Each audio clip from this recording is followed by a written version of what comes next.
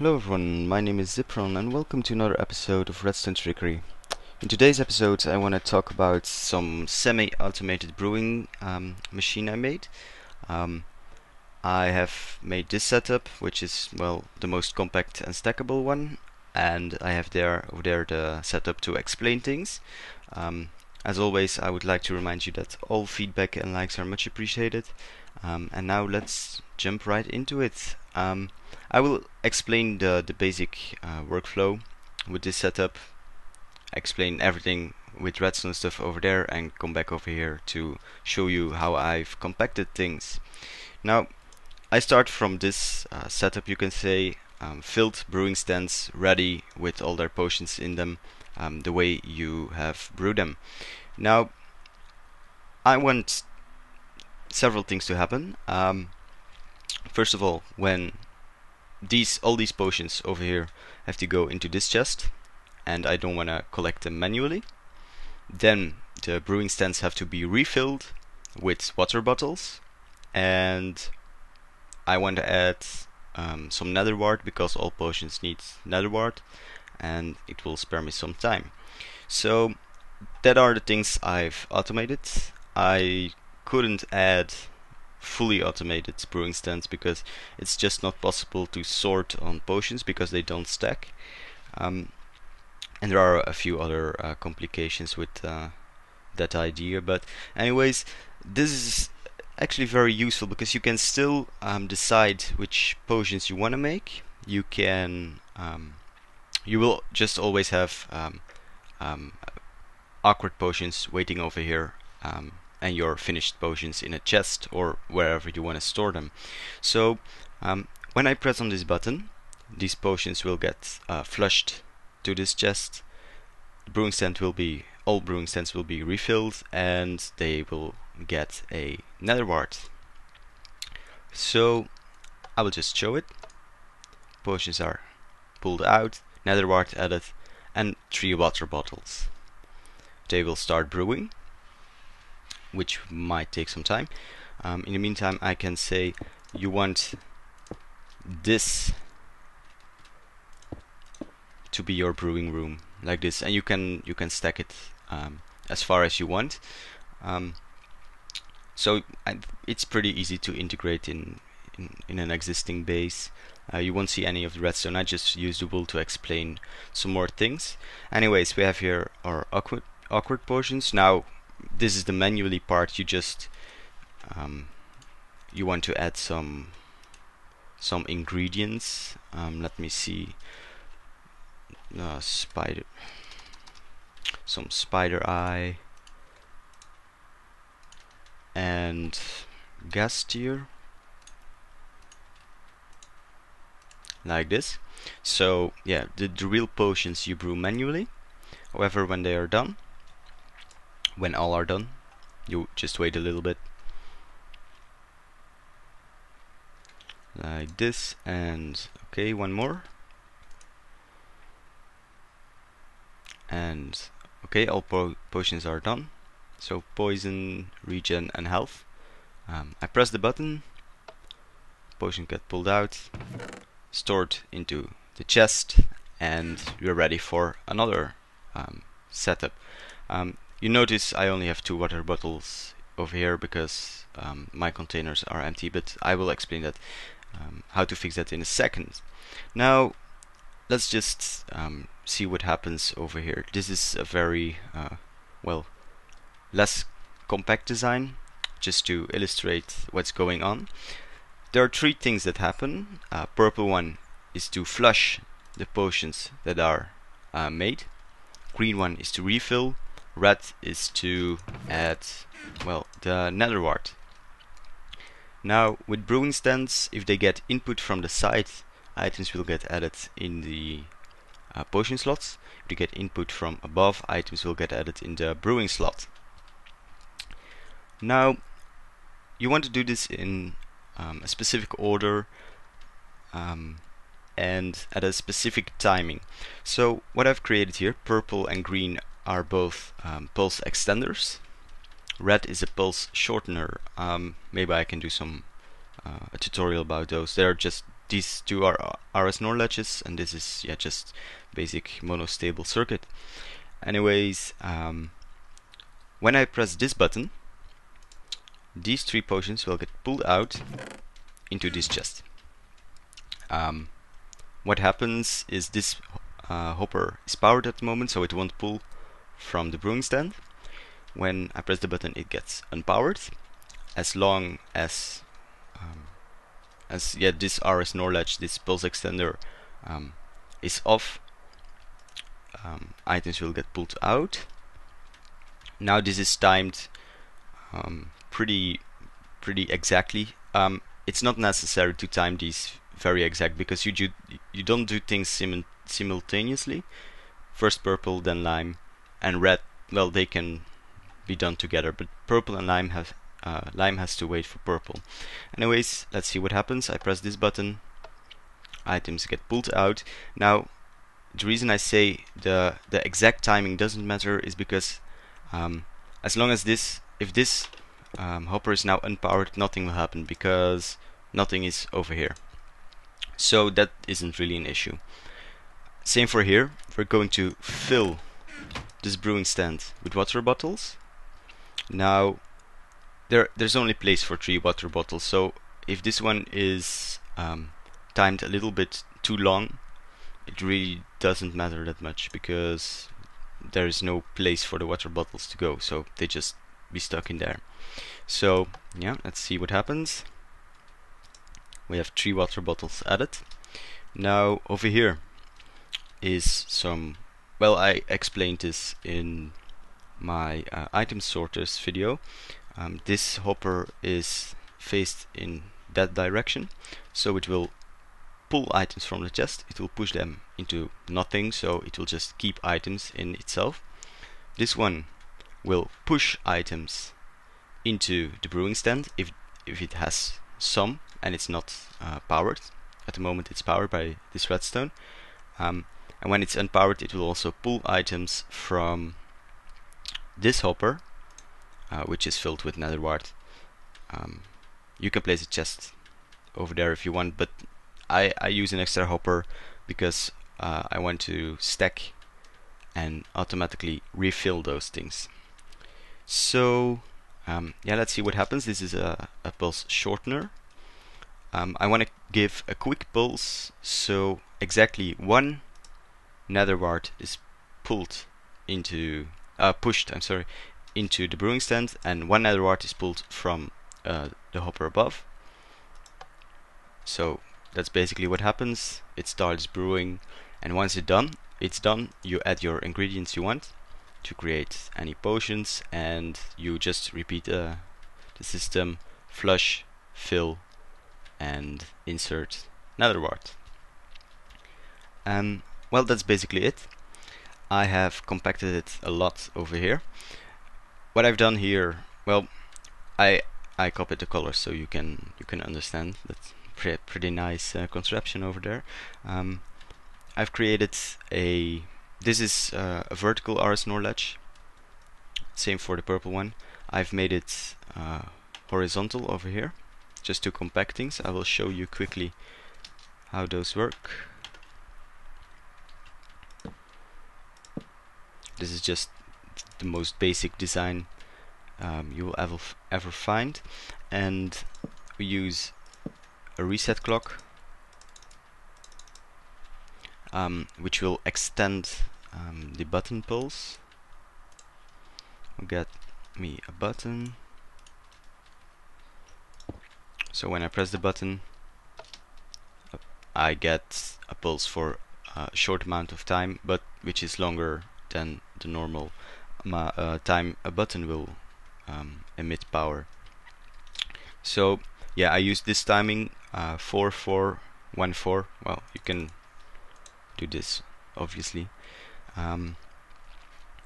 Purple is down here. It's connected to the bottom hoppers, same as over here. I used repeaters over here because if you put a block over here and point repeaters at them, also this one will also get powered. So we don't want that. We only want this hopper to get powered this hopper to get powered by the lime, and this one by red. So yeah, this is the way I did it. So yeah, I've compacted things a lot over here. This is, you can see the RS NOR latch over here. Output 1, output 2. I've lowered this one so it wouldn't interfere with lime. Anyways, it's just the basic RS NOR latch. Once we get an input signal from this line over here, you can see this torch will stop giving power, this one will go on, and it will reset itself by this loop of repeaters. So the same for here. Over here is again the pulse shortener, which is extended to these hoppers. And these top hoppers, they have nether wart in them. Now don't worry, I will show you a way to fill them automatically too. Anyways, what I've done here, what I added more, is this blue line. It will, when this torch gets unpowered, it will unpower itself, and when it gets powered again, it will send a pulse to over here, this line. So lime is triggered and red one is triggered at the same time. So basically when it's done pulling items out, lime and red are triggered, so three new water bottles will get added and one nether wart. And that's what happens. Now, as I mentioned, I wanna show you how to automatically refill these. At the moment I don't think there is really a way of dividing items equally over several hoppers, but using a minecart. So this is what I do. Stop jumping. Okay, good. A lever. So this is the input line for water bottles. So you'd fill this one with, obviously, water bottles like this, and you power it and you let it run forever. Another thing you could do is, instead of having directly the minecart putting it directly into the hopper, you can have a chest over here, trap chest, trap chest, and so on. So you have an extra buffer, and then you could use, well, you just place, well, no, because you would have to do this. Yeah, you would have to point those that direction, place hoppers on there, and then place the minecart on there. It would work. And same for over here. Just same setup to fill up the hoppers with nether wart. Okay, so now how to build it. I will probably skip some parts because I cannot really remember how to build it, and I go watch over there and come back over here. Okay, so this is the back side. You add repeaters like this, and this is your input line. The brewing stands go on top of here, with again hoppers on top. On the back of the brewing stands you add hoppers pointing to the brewing stand to fill in the bottles. This is the line for the bottle hoppers. Again, this one, this redstone will power this block, and this block will lock the hopper beside it. This line is for the nether wart.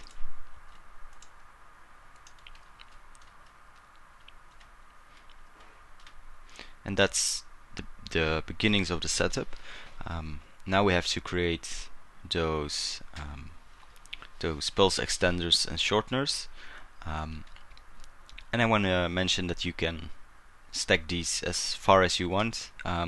You will have to repeat the signal and leave a blank space where the repeater is, or find a way around that. But you only have to make this left part over here once, and you just use those 3 lines to stack the setup. Okay, over here you want to build the purple RS NOR latch. I use a repeater here just to make sure the signal starts from this block with a strength of 15. As I've mentioned, this is just a basic RS NOR latch design, very easy to make. And then you take the input signal from here, 4, 4, 4 and 1, to reset that torch so you get the button extender. Let me quickly show you that.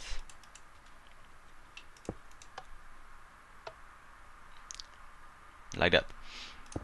Okay, we want to add the lime section, and I move it one more block backward, just so our lines don't interfere.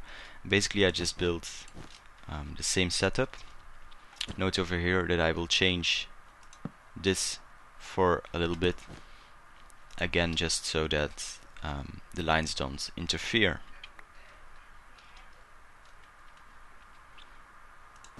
Okay, so further on with the lime one.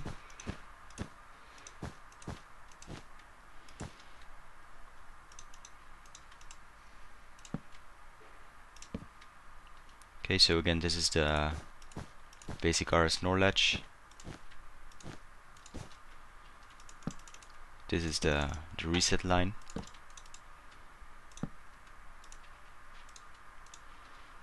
Now you want to make sure this delay is long enough. As I showed you previously, too much time doesn't matter. If you have not enough time for the hoppers to pull out or push in the items, things will get stuck, and yeah, we don't want that. Okay, over here is the pulse shortener. I use a redstone repeater over here again just to make sure the signal is at full strength, because we've put a repeater 1 back over here. If you want to synchronize everything and stack it for more than 15 setups, you want to add a repeater at purple and red at 14 instead of 15 blocks. So you actually, first time you stack for 14 blocks. But I think 14 brewing stands is a lot. Oh, I have to add one more. 4, 1. Torch over there. Like this. So now you can see all these hoppers are powered, and we first activate purple so items get flushed into the chest, then lime to refill, and red to insert the nether wart. So it's just a matter of hooking everything up, and we're done. Okay, you wanna grab this signal from purple, from the RS NOR latch, and you want to bring it up with a default redstone signal thingy like this. You place a redstone over here and you will notice that everything gets powered and stays powered. So both RS NOR latch torches are off. That doesn't matter.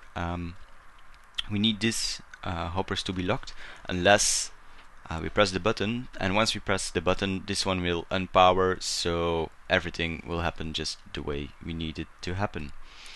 Now we bring it up over here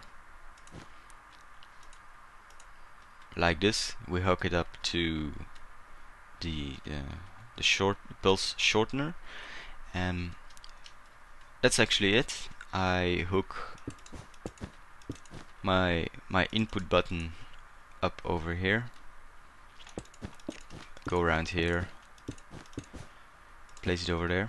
Now make sure you put a repeater over here, because this one gets powered by that one. You could go underground also, doesn't really matter. So yeah, let's just check. Well, I will fill those and be right back. Okay, so I've inserted my nether wart over here, the bottles over here. First time you want to press the setup twice, because oh well, maybe you don't. Oh yeah, I forgot these, but they are not really necessary. But if you want to hook up the train thing, you might want to. Anyways, if you put them over here, you have to press the button twice, because of course, and make sure you point them this way.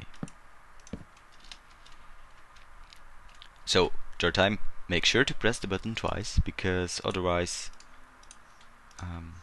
first time nether wart goes in this one, next time nether wart goes in this one.